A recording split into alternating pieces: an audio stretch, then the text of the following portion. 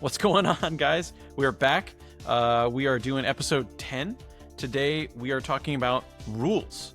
We're talking about how to read rules, specifically for spec racing, where the rules are really tight, how to interpret them, and then how to build the best car you can. Is that pretty much it? I think that's pretty much it. Let's get into it. Let's do it.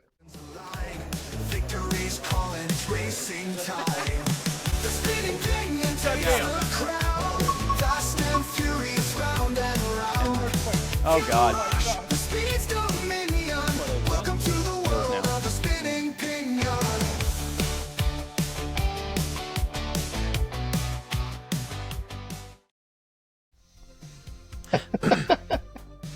All right, welcome back, guys. It's episode 10. I'm Ian Douglas. Todd Ulery. And this is the Spinning Pinion podcast. So today we're talking about how to read rules and how to identify areas that you can get some speed from, how to identify what you should be looking for in different cars. And so what we're going to do is we're going to use the NSR Canadian Championship as an example. Do you want to talk a little bit about why we are using that as an example? Well, we've been looking for a while at races that we can travel to, wanting to go experience other races, bringing some exposure to other races. Obviously, I traveled to Italy to do the WRE, but I don't think that race has any shortage of exposure for itself. That was more from my own experience, but I just wanted to meet different people and go do different races. So that was a great one because it's wood track and it's they kind of reached out to see if we wanted to come do it, and we were already thinking about it. So the Canadian race, not the WRE. Yes, correct. The WRE didn't reach out to us. They do not care. They didn't reach out to me. No, they reached out to Marco, maybe. For sure. So we're looking at this Canadian Championship race. It looks great. The lodging is all set up. The race, the rules have been out for I think like a month already. The race is in September. The rules might have even been out longer. So it just seemed like, hey, we can plan on this. And so what we're going to do is we're going to go through the rules right now, and we're going to just sort of spitball like what we're thinking, how to interpret things, and basically give away all of our secrets wholesale before the race even happens. Yeah. Why not? All right, let me share my screen here. All right. So I got the race up on the screen. It is sponsored by LEB, and it is it's a 5-lane wooden track, which looks pretty interesting. Part of reading rules should be look at the track too, yes. Because that's a critical aspect. So just take into account that like this is for a wood track. It's a 5-lane wood track. With lots of turns. It's a lot of turning. A lot of S's. Some would say S's. All the S's. It's all the S's and a straightaway. But it looks super cool. Yeah. So obviously the first race, there's 2 classes. One is GT and one is I think NSR Classics. Is that what exactly? Yeah. So the first thing we're going to see here is that it's basically all the classics, right? It is the 908, it's the Lola, it's the 917, all of the Fords, the P68, and the GT, and the Mark 1. Is it both Mark 1 and 2? It is Mark 2 all versions and Mark 4 all versions. So I'm not sure if that one might be a typo, that it's Mark 1, Mark 2, but either way, the Mark 2 and the Mark 1 are so similar that Yep. I don't think that's really too much of a factor. So the first thing I'm going to look at is I'm obviously going to look at all the allowed models. I'm already thinking I really like the Lola and I really like the 908. I know you like the 917. So I think the first thing is like, what cars are you comfortable with and do you know really, really well? I think you can extract from most of these, right? Like we have experience with. Sure. And so for us, because I've driven pretty much all of these cars at this point, except for maybe the Mark 4 and the Mark 4 GT40. Yep. But let's talk a little bit maybe about how we would approach it if we hadn't driven any of these cars, and maybe some of the things that we might look at in consideration with kind of the rules of the track. Um, and then we can kind of talk about, given our experience, what we might choose here. Sure. So for me, I think, when I'm looking at cars that maybe I'm not familiar with, or it's models that I haven't driven before, it's a brand I haven't driven before, hopefully, it's a brand that provides you some level of specs on the car as far as like track width and guide to rear axle. Those are two real like big metrics. I think a lot of people watching this probably know that, or you've heard people talk about those things before. But that is really a big thing that we look at, right? So what's the Yeah. track width? What's the guide to rear axle? Um, but one of the other ones really is also what is the body weigh? And that one Yeah. can be a little tricky to find out sometimes. Sometimes that can take just some asking around to other people that may own those models and asking them just to weigh them. Um, Or and stealing you their cars also at the have, track. yeah, or stealing them and just weighing them.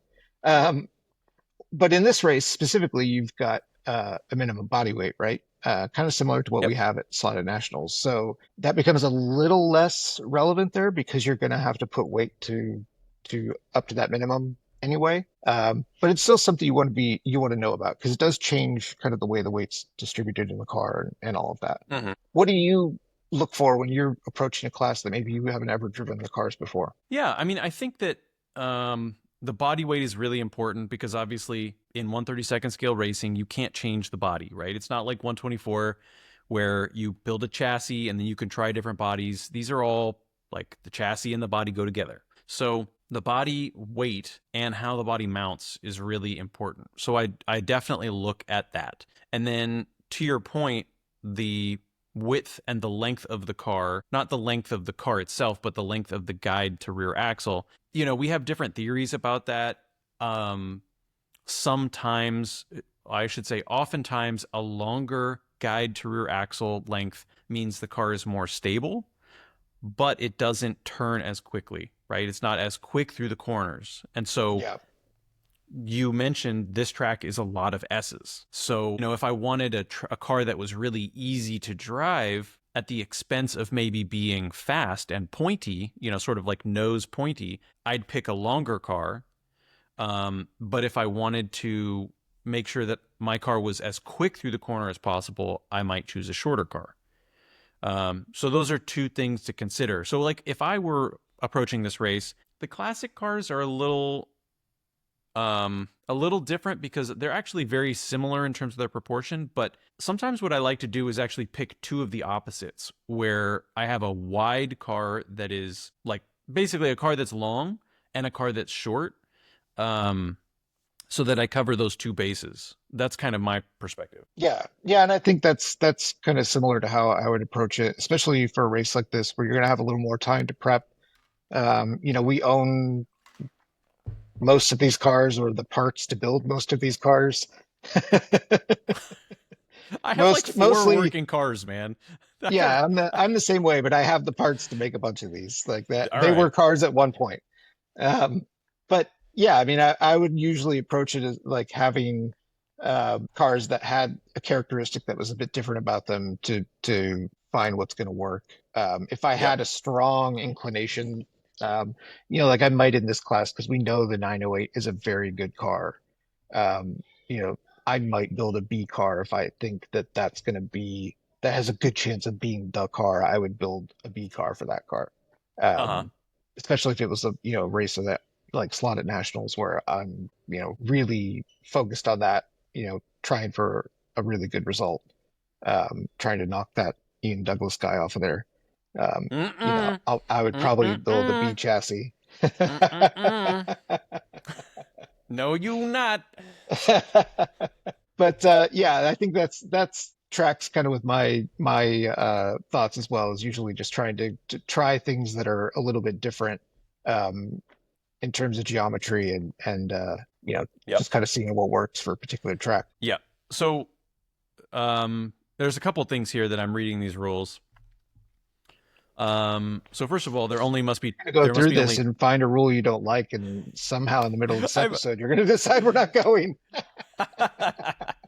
Well, I don't know why there needs to be only two numbers. I mean, come on, we need three numbers on each race car. Maybe Oh, look at that. This 917 here, I think maybe it some of only them has. actually only have two from the factory. Mm, Maybe that's where that comes from. all right, Who all right. knows? That's fair. And then one thing I noticed is that it says all components must be fixed in the original position with no floating components. So something that we played around with a couple years ago, which actually is it's a Jim Rose creation, but he came up with the idea of like a floating interior, and so we ended up doing that. And I think that it worked really well because A, it lets the body sort of flex independently, and then B, it's I don't think the term is unsprung weight, but it's like free weight that floats, so it's not necessarily associated with, it's not affecting the body as much as if it Yeah. were like stuck up in there. Yeah, kind of similar to the reason we run the bodies super loose Super so loose. that they're not, yeah, Exactly. it's just slowing down all that weight transfer, right? Decoupling a Yep. lot of it. Yep. So that's on this page. That's kind of the main thing. And then I guess here, in case of ballasting the body, the weight should be placed under the cockpit, not behind the motor. So that's another thing is they're stipulating where the weight has to be placed on the body. And so the way that I'm going to interpret that is I don't want weight on the underside of the body. I would rather have the weight sort of around the car and evenly distributed. And so I'm going to more than likely try to pick a card that's like right there at that 18-gram mark that I don't have to add weight to. Well, that Do you won't be have the any? 908. Uh, yeah, I mean, having tested a lot of cars for WRE with a similar rule, although Mhm. they had a wider range. They had specific minimum weights for every single, Yeah, every car was different. but they were all a weight that you had to add weight to the car, Yeah. and sometimes a considerable amount of weight. Um, but one of the things that I tried when I was doing that, you do have to place it underneath the interior or underneath the driver's seat. Yeah. Um, but that doesn't mean that you can't place that weight at the edges of the driver's seat. True. And you can, increase the moment of inertia of the body as it rolls, maybe by doing that. But there's still within every little rule, right? I think this is kind of one of the reasons why we thought this would be a great episode is how do you read a rule and We're see like where you hoping. might be able to, yeah, I will say we haven't asked our questions yet. So don't take this as a guidance for exactly what to do for this race because Leon may email us after this and tell us you can't do any of that. But the way I read this rule, my first inclination would be, okay, I want to put that weight a little bit more on the outsides of the body. Because one Sure. of the reasons, again, why we run a body loose is because we want it to be able to tip independently. And that weight on the outsides just means that you can turn the car harder for the same amount of lift on the body if you move the weight towards the outside. Yep. All right. Are you good to go on the second page? Cool. So we'll just leave this zoomed in here. I think it's easier.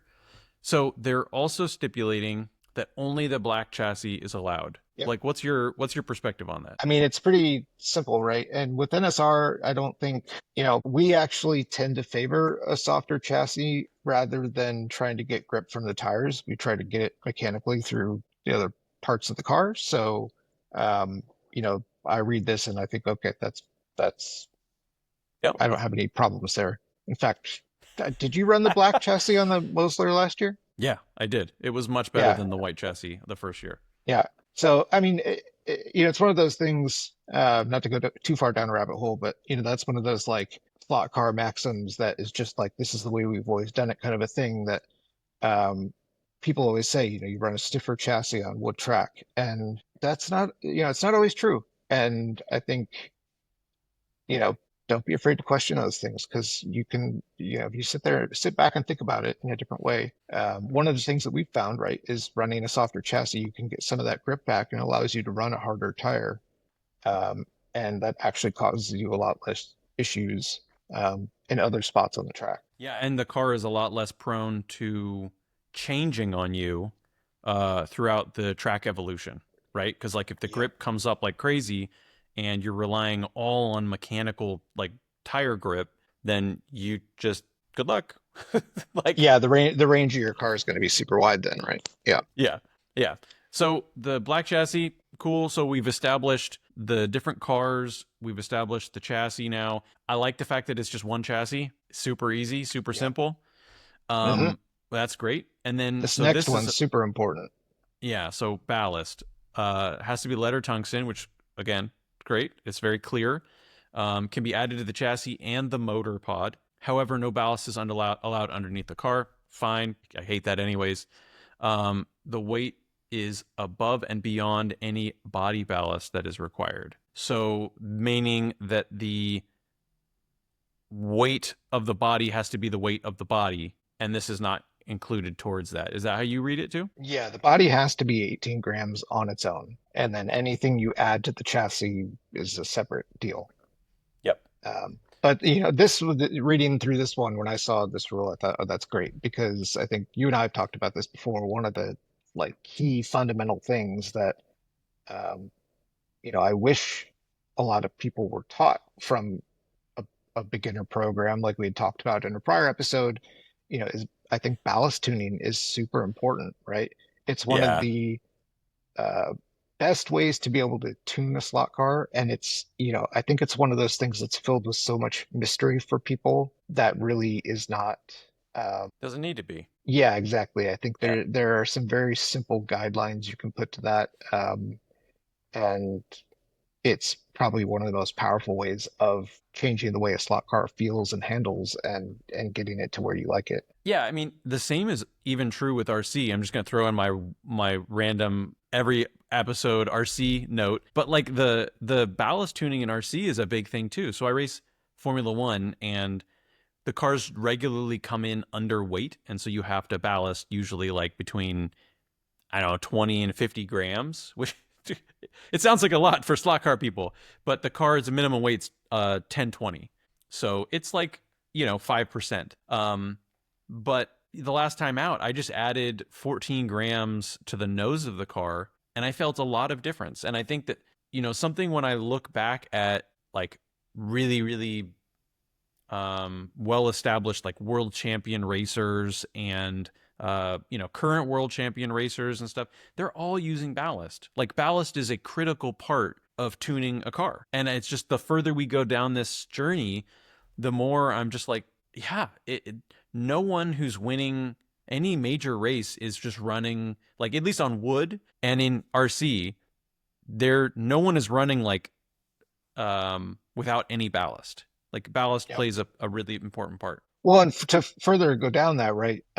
This is one of the things I learned through, kind of my correspondence back and forth with Miguel at Slotting Plus, because they do race under a very different set of rules in their 30-second scale in Spain and even Mm-hmm. Italy for like WRE. Um, and one of the things he told me is a lot of their 30-second scale classes don't allow ballast on the chassis anywhere. Um, but what they do to change, get the balance of the car that they want is that's where they actually start using the lightweight parts, hollow Yeah. axles Yep. versus steel axles. And it's funny because we ended up starting to do that then, for like Recently, yeah. slotted, where, counterintuitively for slotted, I think the last 2 years I've run a solid axle in the front and a hollow axle in the rear, because that's a ballast restricted um, class, and Yep. you can tweak the balance of your car by utilizing the parts that are allowed in the rules, because it should be clear that hollow and solid axles are both allowed in the rules for slotted nationals. Yep. um, Use that stuff to your advantage. Think about ways that you can use that to change the handling of the car if you can't use open ballast like we can in this rule set. And I think that gives you, we always talk about having levers to pull, right? Um, Within a rule set, what that rule set allows, figuring out what levers you can pull to accomplish different things. Yep. You don't have to get as sneaky about it here, or sneaky is probably the wrong word, but you don't have to get as tricky about it. But with a class that's restricted ballast, there are other ways to change the weight balance of the car and achieve what you want to get to. Yep. Totally. Um, so moving down, so that's, I guess we've talked about the weight of the body. We've talked about the dimensions of the car. Uh, all the chassis are black, so obviously the chassis is not playing a role in car selection here. Ballast is not playing a role in car selection because ballast is open. So those are just some of the things that we would consider. So the other things that we would consider, just kind of jumping ahead, obviously are, we're going to basically look at the gear ratio here. We're going to look at the guide and also the tires and front tires. Those are really like key areas. So moving to the motor pod, only red. Great. That's all you need. So actually, Andrea said something in a video that I believe Marty posted, or one of Marty Ford's accomplices, that when Andrea goes to a race, it's like, if it's plastic track, it's black chassis, black pod. If it's a wood track, black chassis, red pod. That's it. He said it's never anything different. 99.9% of the time, that's what he runs. And I think the more I've been doing this, the more I kind of agree. Like, did you guys run black and black in Italy? February. Yeah. Yeah. Yeah, because the other thing, and we've talked about this in a prior video, right, on pod tuning, your pod and the stiffness of the pod can be used as a means of stiffening the chassis too, because it's all connected, right? So, Yeah. I think that's a big part of actually why they use the black pod there, is because it lets the chassis flex more. Yeah. So, you're not even just thinking about it strictly from the pod's perspective. It's like, what's the pod's interaction with the rest of the car? Yeah. That's a great point. And, for NSR cars, and I think a lot of people have had this experience. Sometimes you have durability concerns as far as like the pods go. So at Electric Dreams, a lot of times when we have the ability to, we've run the white pods, because we've found that plastic to be a little less brittle, and less prone to cracking, which can be a problem with the red pods. Not always. I think if you know that it's a problem, that it's prone to that, you can just be a lot more careful with it. But it's Yeah. there are those considerations, and that's not unique to NSR. I'm not trying to pick on NSR; it just happens to be what we're looking at. But Yeah. every car has an aspect to it that may be its weak point. Maybe a weakness. Yeah. Yeah. And you do need to think about that. You're going to have to race this car. You may crash this car. You may crash it in practice. Or you probably will crash it in practice a bunch, and I'm sure you're going to crash it in the race. Like, you need that thing to make it through. Yeah, you might flip it off the track and, break the front upright. You never know. Yeah. Yeah, but you make a really valid point, which is that you need to, in order to finish first you must finish. First you must finish, right? So picking something that maybe, there's a trade-off. Like, if it's 50% stronger but 10% slower, that might be a trade-off you're willing to take, right? Yep. But in this case, question. it's red pod only, so there's really no choice to make, right? So sometimes within rule sets, and in fact, I think one of the things that I think a lot of the times people think that we like a rule set that's just like so wide open, we can pick every single part. Actually, rule sets like this, where it's just this one chassis, one pod, and that's it, it actually makes it way easier. There's fewer things to test. It's especially when you're traveling out of town for a race. It's fun picking parts and tuning cars, and it's definitely, I think, the right thing for some classes. But yeah, I always like it when it's some of those things, those choices are made for us. Yeah, it's so much easier just to be able to not have to make those decisions, because there's a lot of decisions that you have to make that are at the track that are really like, the locals will have a huge advantage, right? And so if you stipulate these types of things in the rulemaking process, it eliminates a lot of the, not all of the local advantage, but it eliminates a lot of the like massive legwork that you would need to do like on Thursday when you come to a race. So it's better. Yeah, I think especially when you're getting into races like this that are, a championship event, and you've got people coming from, all over Canada and outside of Canada, having rules that make the equipment or the parts choices much simpler, and don't give, the people that live there and they're able to like test these things all the time, like I can at Electric Dreams, it just makes it a more level playing field. Yep. All right, so we got to move on. Yep. So the stopper is allowed, so only the NSR stopper.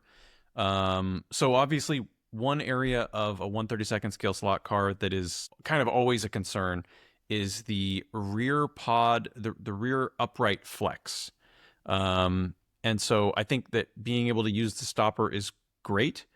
But now I'm sort of thinking, like, do all the cars have enough room to be able to Yeah. use a stopper? For the classics cars, I don't think they do. I want to say this was actually allowed at WRE, and I tried it, and there's no possible way for it to fit under the car. And I like these, especially for a bushing car, as opposed to a ball bearing car. I use them on a ball bearing car too, but for bushing cars, because every time, if your wheel is what's setting your uh, Yeah. axle lash, every time you take that wheel off, you have to reset that. Yep. And so if you have room, putting a stopper in there is great because then that just makes, your gear and the stopper are what's setting that, and you're not really taking those off very often. So it's just going to save you a lot of time. Um, Yeah. More than So I any kind think, of like performance advantage. It's just a convenience thing. yeah, I think that so my feeling is I will do my best to try to figure out how to get the stopper on there. Um but yeah, to your point, I don't know. I don't know if it'll fit. I think on the Um GT cars it might, but yeah, it will. Yeah. on the classics, I'm not sure that it will. So obviously the motor is spec'd. That's great. These are actually great motors. I love these motors. They're the stock motor, ironically. And then I also noticed um be provided by the organization. So it's basically going to be a handout motor. It doesn't stipulate if the motor is sent to you or if it's handed out at the race. I think that's kind of a I big believe thing. it's sent to you. I don't know if they're doing a similar thing that Marco does at Electric Dreams where they're, wrapping it in something to uh be kind of tamper Prevent you, proof yeah, or yeah, tamper prevent, proof, yeah, showing if you were actually to open the motor. Um, yeah. but that's not But something that's that yeah, and that I think that's a consideration is like, is it if it's going to be sent to you, you obviously have time to run it, time to break it in.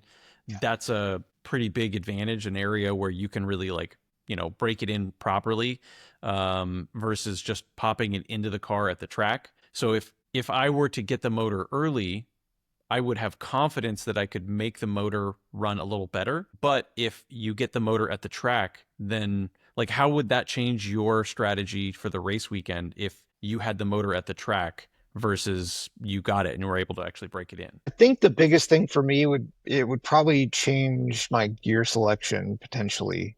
You might be more like Because aggressive. yeah, because I think if you can't break a motor in, it's probably going to have a little less RPM. These motors have pretty soft brushes, so I think eventually you would get that back. But Yeah. like at WRE, we were handed motors. We didn't have a chance to even. It was at Tech when we turned in the car, right? So Yep. yeah, I think at that the only real thing that you can plan for there is um, gearing, and in that instance, you may also just practice with some brand new motors and Hmm. get used to that feel because it doesn't do you a whole lot of good to practice with a motor that's just super well broken in and you know fast because that may not be what you get on race day. Yeah. Yeah, I would say that like that's actually a great segue is that if the rules don't allow you to break the motor in, then I wouldn't practice with a broken in motor. I would Yeah. I would do everything getting the cars ready as close as I possibly can to the exact conditions of the race. So that I just know exactly what to expect. Well, and for that one specifically, right? Like your brake feel is going to be totally different between a Sure. broken in motor and a non-broken in motor, Sure. just because you'll have that brush resistance. So yeah, it would do you probably harm to actually practice with a broken in motor because you wouldn't understand the car's feel. But you'd scare some people. Oh They'd yeah. be like, "Oh, you're quick," and then show up on qualifying. What happened? So I noticed that the plastic gears are allowed versus the metal gears. I know in 124 scale we would always run plastic gears because I have like a weird theory about them that I think that they are softer coming off the corner. They don't like bite as hard. And there's like a little bit of flex, which tended to make the car drive a little easier. I mean, I don't think you've gotten into that yet because we really just been running like sliding plus gears on everything. I mean, we But do you? ran we ran these we had these same options for WRE.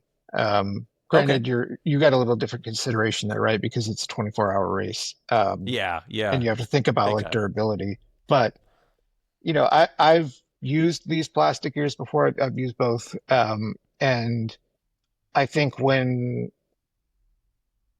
these motors are so smooth that I'm not sure I would worry as much about That's needing to true. get some forgiveness from the gears because these are very smooth braking and accelerating motors. They're just very, yeah, they're not super punchy. They're just a really good all around great Yep. feeling motor.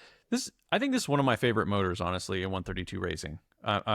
Yeah, I think it's just a great motor. I would not be opposed to like honestly if we had to run other races with these motors. But we kind of skipped over the axle and bushings, and I want to cover that because it is a little interesting. So original axles, which is always an interesting thing because I guess it's a difficult tech. Would you say? yeah, it can be a difficult tech if you don't know they all have a little bit of different, like they might have a different surface finish or really like the way the ends are finished kind of give it Uh huh. away. Um, it's one of those things where I think, I don't think, especially in this instance, it's going to be that impactful using any other axle because NSR axles are like Pretty good, yeah. some of the best. They're almost always like perfectly straight. And that's from someone who checks them with a dial gauge. So like NSR axles are almost always like perfect. Um, so that's not always the case with all brands. Yeah. So and this is an instance where it doesn't bother me that we're running the stock axles because I know they're very good. And likewise with the bushings. Yeah, I would say that like the axle and bushings, obviously anytime that you're reading the rules, you want to look at ways that you can optimize the performance. If I were running a slotted Group C car and it said axles open, I'm going to immediately take the axles that came in the kit, throw them, going to make a huge mess with just axles all over the floor. And I'm going to put in either slotting plus axles or something else that's like, tampered or tempered or rectified or any of those kinds of words that they Hardened. use. Hardened. Yeah, Yeah. hardened and tempered. That's Yeah. usually. Um, I think they get the. I mean, they get them up to a nice like 60 HRC hardness, which is Yep. you're not going to bend a lot of axles that way, and they're going to be super. If they're straight, they're going to stay straight. Um, Yeah. and certain companies just have a better repeatability as far as like getting their axles out perfectly straight, where you can kind of trust that they're going to be that way. Sure. I gotcha. And also, so any spacers are allowed both front and rear axles. So that's an area that I think is pretty interesting. Um, Obviously, sometimes they don't allow spacers, so I would definitely leverage spacers on both front and rear axles to try to make sure that everything's running as smoothly as possible. There's not as much slop. Um, Yeah, I it's think that's a twofold, pretty right? yeah. So spacers can be really for two reasons. Like on the fronts, I think you cover kind of both of them, right? So you want to get spacers to get the maximum track width you can get Yep. within the rules. So usually, if you don't have spacers, your front wheels are not going to be at the max they can be widthwise, and that's super important. On a wood The track, yeah. Yeah, and the other one is using thinner spacers to kind of decouple um, the The rotation surfaces. of the axles against the stationary surfaces of the uprights and the bushings. So yeah, I'll throw another slotting plus plug out there. They make some great axle spacers that are zero point 0.1, zero point 0.2 millimeters thick, but they're not the little thin ones. They've got some of their like 4.3 millimeters in diameter for an OD, right? And they work great as shims in that kind of situation. So you can Yeah. put a couple of them in there, get some oil lubrication in between them, and that kind of helps uh, not get any kind of hiccups or rubbing or any kind of bumps from the front wheels or the rear wheels as they're getting forced to each extreme. Yeah, let me go into detail about that a little bit because that's something that we've been doing for a bit that I think is pretty common. Like it's pretty logical. I don't think that it's like super super smart or anything. It's just kind of, the Slot It makes a modular gear that has a lot of shims in it, and the reason that that works is that as the gear is turning, one side is spinning with the motor shaft, the armature shaft, the other side is spinning against it. And so what's created there is a lot of friction between the arm shaft and the gear.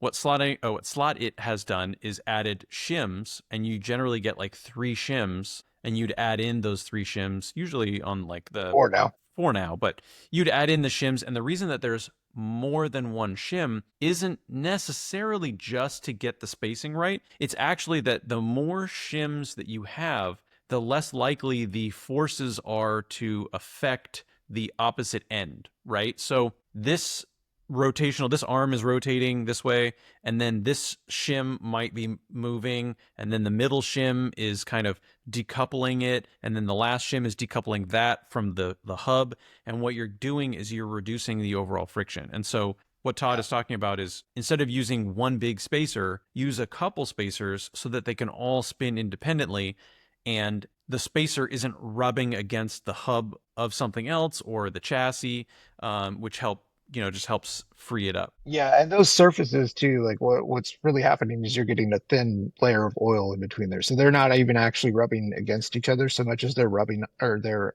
riding that layer of Floating. oil, Yeah. yeah, against each other. Whereas if you were running let's say a wheel or a big spacer right up against a front axle upright, right? Uh, you're not going to get that layer of oil there for very long. It's eventually going to kind of wipe off because you're not running it against a smooth surface. So using like stacks of spacers like that, of really thin spacers, is a great way to kind of um, decouple that rotational motion from the stationary parts of the car. Yeah, exactly. Um, so wheels. So wheels are a massive thing that we always look at because we have our own little sets of wheels that we like to use. Usually NSR wheels are pretty good. So the standard front wheels, I believe, are like a 16 millimeter front wheel. Yep. Not a big deal, fixed to the axle by a screw, so it doesn't say what kind of screw. And so what I would probably do is run like just something a little lighter so that it's not so out of balance. Yeah, Um, those grub screws that come with those are NSR wheels huge. are relatively heavy. They're pretty long. So, Yeah. from experience, the wheels usually out of balance by the grubs. The grub Yep. screw is the heavy part of the wheel. So, Yeah. yeah, that would usually be something I would swap out, and on the gears as well. Okay, so now we're getting into the juicy stuff. So the rear wheels. And I would say that, as any racing car, the tires and the wheels are the most critical aspect to performance. They're like, I hear random numbers thrown out, but like 90%, 80, 90% of your performance, something around there. I don't know if Yeah, I 90%, mean, but I think the tires are a big one, and then how the tires interact with the wheel, yeah, yeah, right, can be big, and that really depends on, if there's a feature that's like drastically different than maybe some other wheels. So in yeah. this Uh-huh. instance, these are pretty standard air wheels. Um, they're not going to be too different from, say, a slotted air wheel, or trying to think of another brand of air wheels, but they're going to be a Yeah. little different than, say, like an NSR 5018 that's like the super low air ribs. Some of the things that we might choose otherwise if we had the option. But again, this is a bit more of a spec thing, and that does take some of the thought out of it, and the need to test different things, right? Yeah. Yeah. I agree. I think that like from a performance perspective, just based on my experience, the lowered air rib wheel would have been better performing. Uh, on top of the fact that the tires that are available are, I think, a 10 millimeter wide tire, but these are going to be 8 millimeter wide wheels, which is not super ideal. I think is it a 5010, or what's the It's a 5210? 5002. No, the tire. Oh, it's the 5210 I Z. think that's a 12 millimeter wide tire, actually. Oh boy. Well, I hope that the wheel is a 10 millimeter wide wheel. This is good. That's going to be a little weird. Um, I look at that and I don't like to run the tire off the wheel, Yeah. because I feel that it kind of flops. If it's unsupported when you're going into the corner and it's getting loaded, it's just going to fold under, which is going to make the card do some weird stuff. So that's, I don't know. I'd have to look at these. I'm wondering if the picture is accurate, I guess is what I'm trying to say. Yeah, and I've got some actually because this is the wheel we ran at WRE. So Oh, is it? Okay. I want to say it might be an 8 millimeter wide wheel, but that doesn't mean we'll get to that when we get to the tire rule that you can't narrow the tires. So we'll have to look at that, and that may be a question we have to ask, right? Is whether you can uh, use an X-Acto knife on the truer and trim the sides Yep. of the tire off. Yep. And then the other important thing there with the wheel, right, is that foam or plastic rings can be added to the air gaps. So Yep. big proponent of foam inserts. I'm Big pro ups, foam insert. foams. Big ups, foams. And that's actually one of the reasons why we would want to use a wheel with a lowered air rib, because I feel like foams work better in that combination. But Yeah.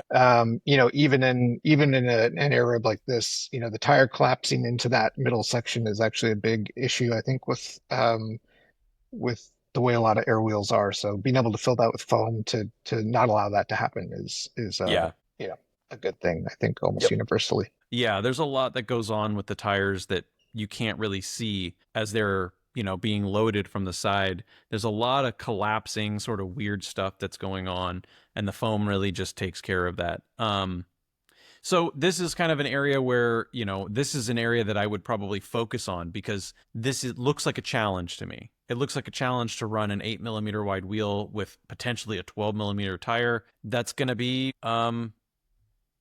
difficult. So in terms of all the things that I've seen, this is the thing that I'm kind of like, okay, I need to spend some time buying these parts. I need to feel them in my hand, look at how they fit together, really think critically about like what do I want to do with these. So this is probably the one thing, like I'll be like, this is my one area that I will just like really want to double down on and try to understand. Other stuff pretty straightforward, all the NSR guides, so I'm probably going to use a wood guide. Yep. Yeah, and I mean, obviously for WRE, I think it ended up being a little bit different. But knowing that this is on wood track with a typical slot for wood track, I think the wood guide is pretty much a no-brainer. Yep. And the NSR wood guide is really great. It is, yeah. Especially on the NSR cars, it works really well. Yeah, it fits great. So spacers you are allowed between the chassis and the pickup. It's allowed to thin the blade. So that's a nice little rule there that at least allows you to do that. And that's one of those things where I think, especially when you're going to a race that's not your home track, where you're not as familiar with maybe what the local rules would be. And this is one of the things I kind of regret not asking more about leading into WRE, right? Is what do they mean by you can thin the blade? What's the degree to which you can thin the blade? Because, we showed up at WRE and saw, oh, you can basically shape the blade to whatever you want, right? And I think as you gain more experience, and then like knowing that, right? I know the shape that I would want to shape the blade into if I have that option. But it's just understanding like, okay, well, what's the spirit of this rule?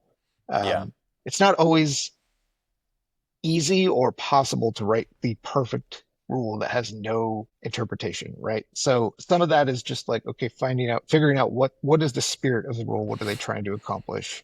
Don't be that guy that hears the spirit of the rule and decides they want to just keep pushing it further and further and further, because I think that just ends up in a bad place for everybody. Yeah, there's kind of a cool thing about 132nd scale racing, which is that like, when I came from 124, it was just, if it's not in the rules, fair game. And I think that 132 we do a much better job of sort of, I don't know, just thinking about we, not me.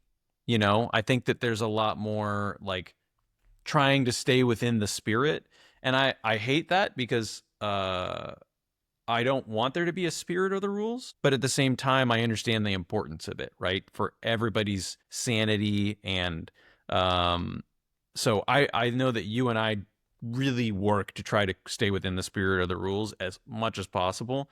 But stuff like this is difficult. Everything Yeah. not specified is not allowed. I wish that they put that in the front of the rule book, because we would have we would have Yeah. spent the whole 45 minutes talking about that. Well, yeah, that's like this is actually a perfect example talking about the guide and then getting to this, right? And I've complained to you about these before. This is a great thing to add in a rule book when everything in the rule book is like Very clear. perfectly uh laid out and described and just detailed. And that's not to say that in this rule book that's not the case, because I actually do think this is a very good rule book. This phrase in some rule books can be used in a very almost lazy way, right? Of just throwing it in there to just kind Subjective, of like sure. CYA and then you've always got that to fall back on. But Yep. even just looking at like the thinning the blade rule, like that can mean so many different things. And in that instance, it's always best to just kind of ask the race director what they mean. Um, because in a lot of ways, and when I put together my list of questions for this, I plan on adding this kind of wording in there, or like a statement of just like this doesn't just help me understand the rules, it helps the race organizer understand how their rules could be interpreted the way they're written, right? Yeah. um it's not always like I'm trying to find every little thing that I can get away with in the rules, right? And sometimes I ask a question about a rules because it's something I don't want to have to do. Right? Like I don't want to Sure. have to go Yeah. through the effort of doing it. If I know that other people are going to do it, then I'm going to have to do that. I And totally so I might agree. ask the question to like say, is this what Are you're you allowing to aware? happen?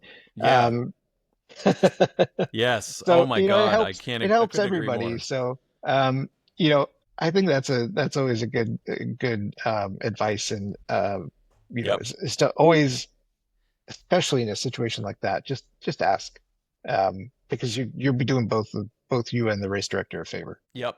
I would say that half of the things that go on with race, half is, I'm just throwing out a random number, but like there's so many things that it's so annoying, because it's like, well, if, John Smith is doing it, then I have to do it. And then it gets to be this whole thing where if people are doing something, then, and it's a gray area, then like, well, if I don't do it, then I'm going to be, a quarter second or tenth or whatever it is slower. And you can't have that. So having good rules is really important, because it's not just to level the playing field, but also just to give people clarity on like how they even build the cars. Like what do I need to do? Yep. Or not And do in certain yeah, or not instances, do. right? So let's close this out. So we got lead wires. Any lead brand lead wire is approved. Cool. That's pretty straightforward. Lead wires can be taped or glued to the chassis. Great. And then screws are free. Are they going to send it to us? Do I have to pay shipping? In terms of, it's a cat dad joke. There's a Canada joke in there, but I don't really want to make it. Yes, fair enough. Don't kill me. But that's cool. Screws are free. That's a little bit of a gray area, but that's good to know that, no matter what we bring, we don't have to use NSR screws. So if we want to get a certain type of movement. Yeah, Yeah. exactly. We can use obviously we as we talked about in another episode, we kind of have a range of screws where we know which ones allow a little bit more movement based on the stem. Yeah. So that's always a nice thing to be able to use, the stuff that works. Yeah. Totally. And then chassis and body spacers. This one I actually think this is a great rule. No sponge, O-ring, springs, or other compliant configuration. Yeah. And I think that's pretty conclusive. Yep. Just nothing that has any kind of give to it. Yeah, and I mean not to dig into a sensitive subject, but this has actually come up recently in a post race picture of a car that had I have no idea what you're talking some about. rigid plastic spacers on it that in no way, shape, or form are suspension, right? Um, and some people took issue with it, trying to say that it was suspension. So I think this is actually very well written. This is very clear. Yep. There are really no one can be confused looking at that and say, it's very descriptive, right? It needs to be rigid. It cannot be a compliant material. That's Yeah. about as clear as you can get. Yeah, this is like I'm almost like, oh God, yes, it's like such a well written rule. Yep. It's kind of almost, yeah, makes me happy. So let's talk about something that I haven't seen in this rule book. All right. The tires will be provided. Each racer will have 2 pairs of tires, tied up and glued and trued to hubs. That's fine. What's the tire clearance? What is the tire clearance rule? Yeah, tires must be covered by the body inclusive, but there's like, how high can we run the car? How low do we have to run the car? It's further up. I think it's 0.9 millimeters. Keep going, go up. It's in there. I just saw it a little bit ago. It's totally in there. Let's see. Tire, do you think it's towards the front? There, it's under the chassis one. Go down Under to the chassis one. Chassis rule. Yep. It's the last one. We missed it. I missed it. I'm sorry. Yeah. All right, 0.9. Okay, so that's And another. So this is area. actually one that can differ, right, in how they measure this. So when we, a lot of the rule books at Electric Dreams, it's specifically under the rear axle, right? So your front clearance is really open to however low you want to run it. I interpret this rule as meaning that it has to be 0.9 all the way around. Yep. Totally which is fine. And that's one of those things where it's pretty clear and that's what it is. And honestly, I don't see too much issue with that because running a lot of rake one way or the other it's always kind of a weird experience for me. Yeah. Anyway. Understood. Okay, cool. Well, that's pretty much the rule book. So like, what are your key takeaways here? Were there any areas that you thought, like, these are areas that I would really focus on to try to extract maximum performance out of the car? Or do you feel like it's going to be easy? Like, what are your feelings after reading this type of rule book? I think the main challenges with this rule book, or the main challenges that areas of focus, I guess you would call it for us, is, similar to you, the rear wheels, right? And making sure that you're able to get that where you want it, right? So you've got a nice consistent tire contact patch and a tire that's going to wear really well and not have some odd wear patterns. Yep. The other one that's actually interesting that I don't think you caught it, but it's that last rule about the tire width. Where's that? Oops, that's the GT rules. There you go. Tire clearance. The last rule. Yeah. So this is actually what this rule I think is talking about, is like what we would talk about, how the tires need to fit underneath the body. But interestingly, this needs to be covered by the body inclusive of any side play. Of any axle side play. Right. So there's again, clarification and probably a question we'll have to ask, right? Does that mean pod side play too? Is any side play? It says axle side play, but what's the spirit, or what do they actually mean by that? Right? Yeah, that's true. And that's another one, again, where asking the question helps both you and the race director, because they may have meant something else, and the locals there may understand exactly what that means, right? That's the tech committee in the background yelling, "Oh, I don't like this rule."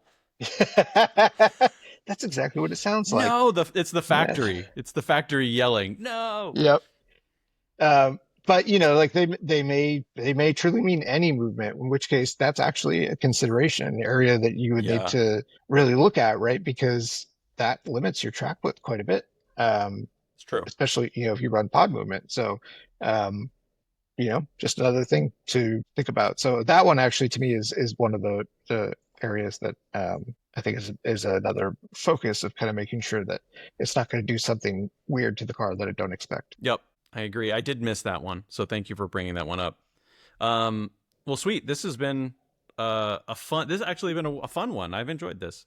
Yeah, hopefully you guys, compared to the other episodes, like listening to this, or it could be used as a sleep aid. But I think this is one of the things that, while people may have not asked us specifically about like reading a whole rule book, we do get asked questions a lot about, like, how do you choose a car? Like, why did you choose this car? And hopefully this gives everyone a little insight into like how we might make decisions about these things before we ever even get to a racetrack, right?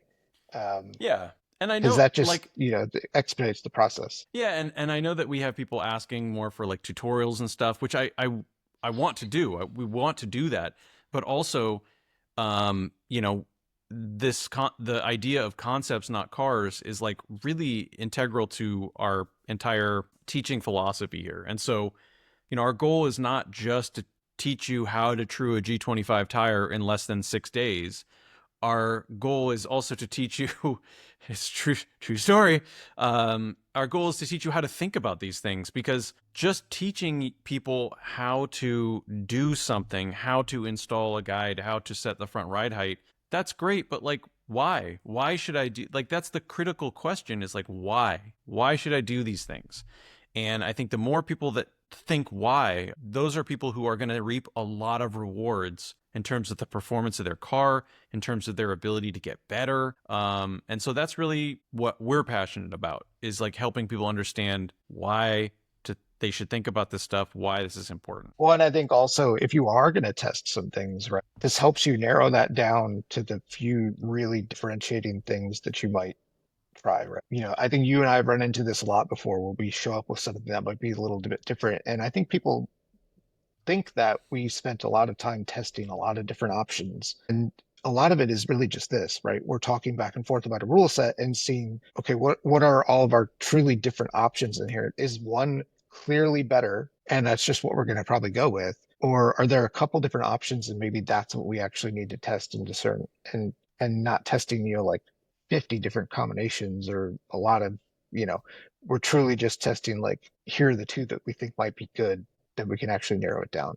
I think it helps you focus that stuff and better utilize your time. We're only testing 2 cars at a time. That's a new one for me. Mr. Todd, I test 5 cars at a time. I said 2 as a a number. I don't do that anymore. I don't know. I don't have time to do that anymore. Oh my God. The backstory there is that, like, I will text Todd and I'll say, hey, so, I'm thinking these cars for this race. I think I'm going to build this car and that car. And he's like, I think I'm going to build, I'm going to build this weird random car that I think could be interesting, and that, like, I've never tried or I've never driven. So then leading up to the race, there's always this, is Todd going to strike gold with this car? Or is it going to be like just nothing? Is it a nothing burger? Usually turns out to be a nothing burger. Story of the MR Porsche. I don't know.